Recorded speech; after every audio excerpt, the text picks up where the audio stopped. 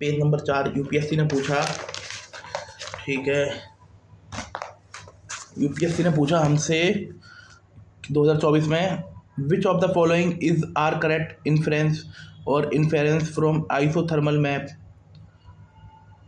In month of January sorry.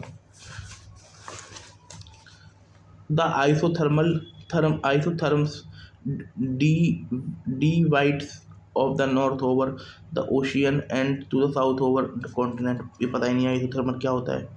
The presence of cold ocean current, Gulf Stream, North Atlantic drift make North Atlantic Ocean colder, the isothermal bend towards the north। ये भी नहीं पता, ठीक है। अब 2023 में हमसे क्या पूछता है UPSC, temperature contrast between continent and ocean is greater during summer and winter. Temperature contrast between continent and ocean is greater। temperature contrast between continent and ocean is greater during summer than winter। देखते हैं, the specific heat of water is more than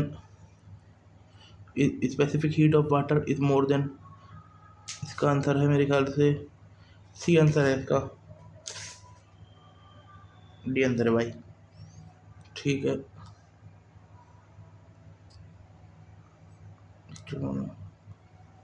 ठीक है, thank you. with reference to ocean mean temperature, which of the following statement is correct? Ocean mean is measured to the depth of, नहीं पता।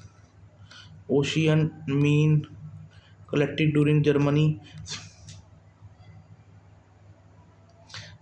during January March can be used in accessing weather, नहीं पता। Isothermal map एक ऐसा weather map होता है जिसमें same temperature वाले स्थलों को लाइन के जरिए जोड़ा जाता है। इसे आइसोथर्म्स कहते हैं। आइसो का अर्थ होता है समान और थर्मल और समान सेम, और थर्मल का अर्थ होता है तापमान। इसे तापमान इस तरह मैप किसी एक विशेष समय या अवधि में विभिन्न स्थानों के तापमान को दिखाने के लिए प्रयोग किया जाता है। आइसोथर्म एक ऐसे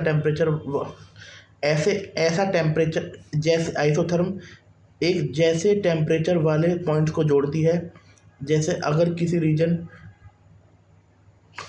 के 25 डिग्री सेल्सियस टेम्परेचर वाले सब पॉइंट को लाइन जोड़ते हैं तो इसे आइसोथर्म कहते हैं। ये map climate study, weather forecasting, agriculture planning में काफ़ी उपयोगी होते हैं। ये मैप दिखाते हैं कि कौन से रीजन ठंडे हैं, कौन से गर्म हैं।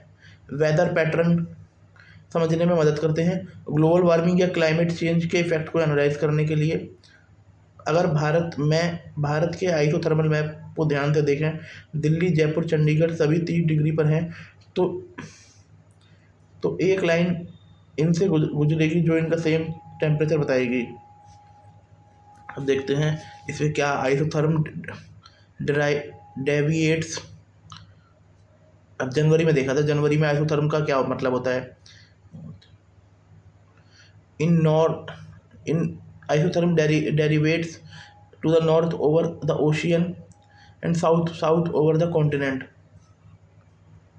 In January, the isotherms deviates to the north over the ocean, to the south, मतलब in January बहुत अच्छा सवाल है।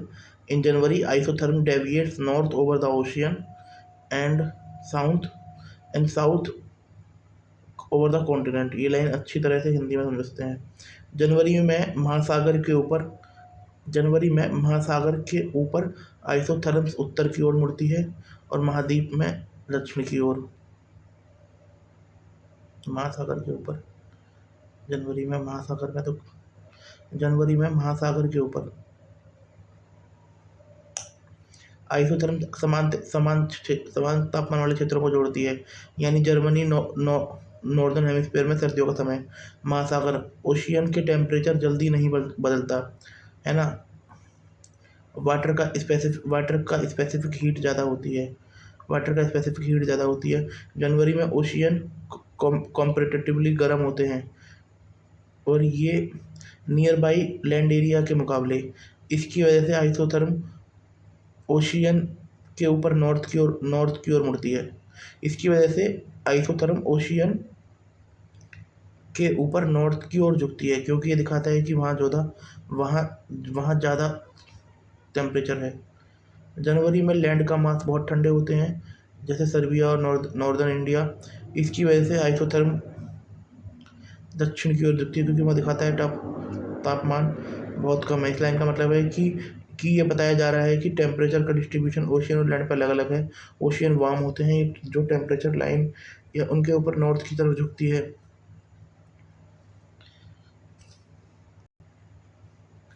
ओशियंस मीन टेम्परेचर का मतलब है समुद्र के पानी एक निश्चित समय में लिया गया औसत एवरेज तापमान। मतलब समुद्र के पानी का एक निश्चित समय में लिया गया औसत तापमान। मीन टेम्परेचर का अर्थ है कि होता है किसी स्थान का एवरेज टेम्परेचर, यानी कुछ समय के दौरान जैसे कि एक महीना एक temperature average. Ocean mean temperature में क्या शामिल होता है? सरफेस टेम्परेचर, ऊपर का पानी का तापमान। ये जनरली सैटेलाइट से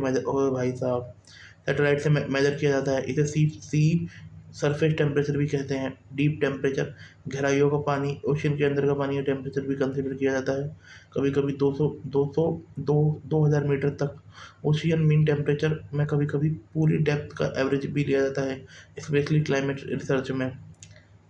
importance of ocean mean temperature, weather और मानसून पैटर्न का पता लगाता है। एल नीनो या ला नीना को एनालाइज करता है। ग्लोबल वार्मिंग को पता लगाता है। एक उदाहरण, अगर किसी ओशियन का सरफेस का टेम्परेचर जनवरी में अलग अलग जगह पर है चाहे तो ठीक है। अब देखते हैं, अब ये पढ़ के कुछ समझ में आया है। ओशियन मीन, ये correct. Ocean measure to the deep of 26 degree isotherm which 129 meter in the southwest Indian Ocean during January to March. OMT collected। भाई छोड़ इसे यार। इसका आंसर देख लेते हैं। डी है कि जो टेम्परेचर को वो जो टेम्परेचर का फर्क होता है ना कॉन्टिनेंट में, बिटवीन कॉन्टिनेंट एंड ओशियन, ये related to summer then in winter. मतलब गर्मी में ज़्यादा फर्क होगा और सर्दियों में कम फर्क होगा। ठीक है। This question is based on basic concept, you must have idea of isotherm to solve it. Shifting an isotherm towards north over a region indicate high temperature in that region compared to the other region of some latitude. Based on this logic, you can easily deduce statement 1 is correct. January in winter, northern hemisphere continent cools faster than ocean. ठीक है, which remains warmer compared to continent. Statement 2 is the isotherm deviates north over the ocean, south over the deviates the north.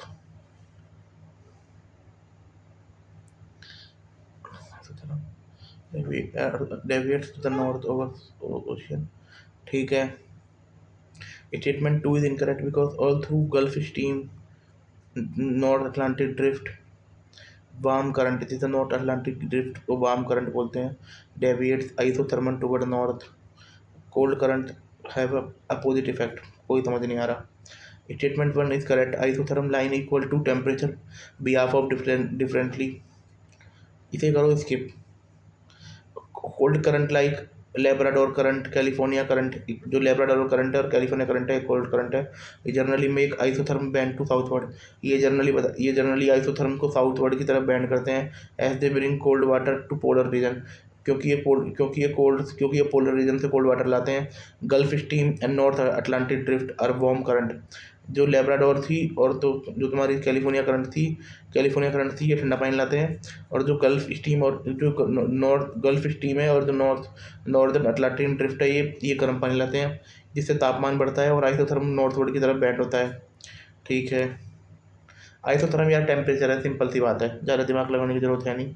इसमें दो तीन चीज़ें और हमने सीखी, California current और जो लेब्राडोर करंट है, ये ठंडे होते हैं और ये पोलर से पानी लाते हैं, और इसलिए ये आइसोथर्म को साउथवर्ड की तरफ करते हैं, क्योंकि वहाँ सर्दी होती है जनवरी में। और जो तुम्हारा ये नॉर्थ अटलांटिक ड्रिफ्ट और गल्फ स्ट्रीम, ये तुम्हारा गर्म होती हैं। ठीक है, ठीक है। Poor influencing factor influencing temperature distribution on earth, कि फैक्टर, क्या क्या फैक्टर इन्फ्लुएंसिंग होते हैं जो जो जो इन्फ्लुएंस करते हैं टेम्परेचर डिस्ट्रीब्यूशन को ऑन अर्थ को। Temperature distribution across the earth is determined by multiple factor, both natural and dynamic. ठीक है, these factors shape global and regional climate. ठीक है, मेजर फैक्टर लैटिट्यूड हो गया कि ना, लैटिट्यूड एल्टीट्यूड। ठीक है, equatorial region have direct solar radiation making them warmer. Polar region oblique है ना, जहाँ solar ray spreading energy over the large area. ठीक है, altitude temperature decrease with height, average, ठीक है, वो पता है।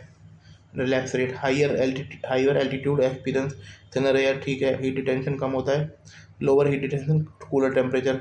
Land and water distribution continentally and maritime influence, water has high specific heat capacity, heat and cool slowly cool, moderating coastal जो coastal temperature होता है वो मॉडरेट होता है।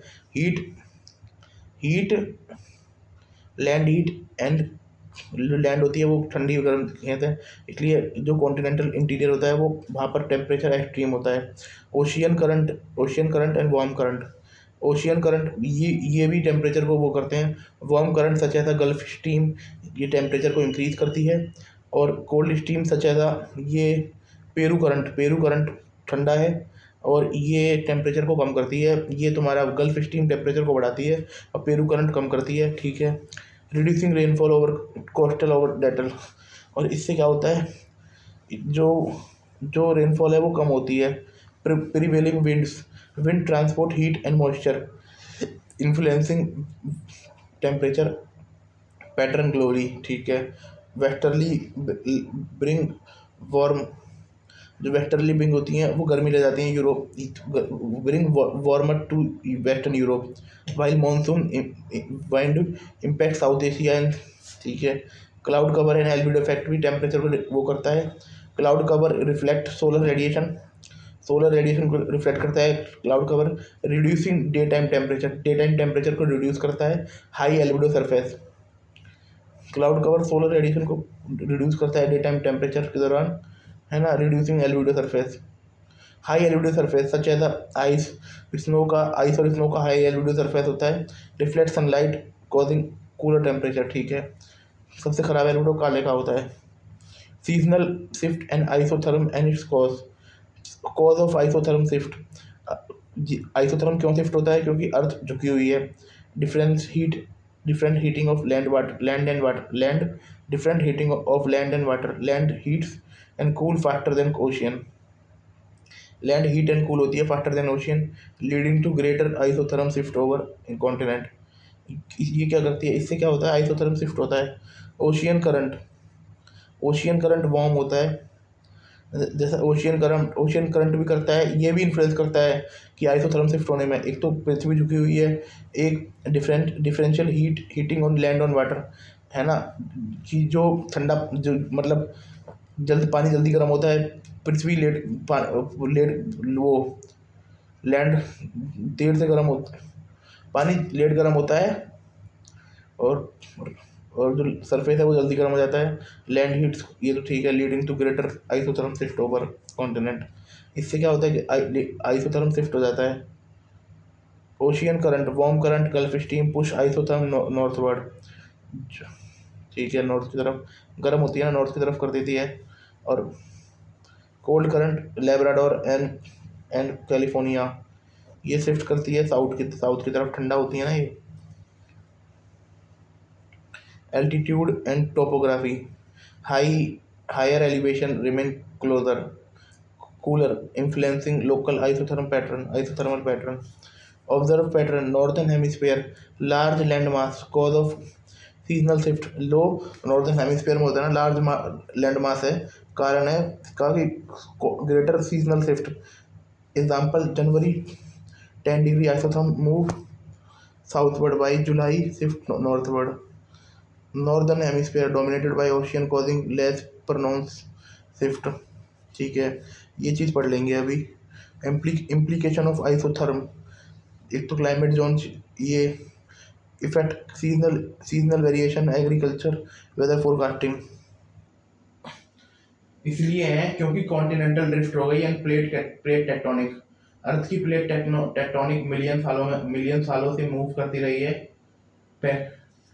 पैंजिया नाम के सुपर कॉन्टिनेंट था जो टूटकर अलग कॉन्टिनेंट बना। जब ये कॉन्टिनेंट अलग हुए तो ज़्यादा नॉर्दर्न हेमिस्फीयर में सेटल हो गए। अर्थ का शेप एंड रोटेशन, अर्थ थोड़ा सा बल्ज है, इक्वेटर के पास जो पोल के आसपास फ्लैटर है, इस वजह से लैंड डिस्ट्रीब्यूशन असिमेट्रिकल है हो गया। और नॉर्दर्न में लैंड ज़्यादा है, सदर्न में पानी ज़्यादा है।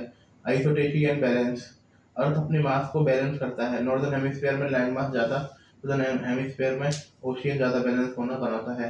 Ocean crust versus continental crust, ocean crust हल्की होती है और डेंसर होती है, इसलिए ओशियन ज़्यादा डीप होते हैं।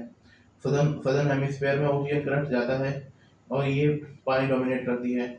Historical geological activity,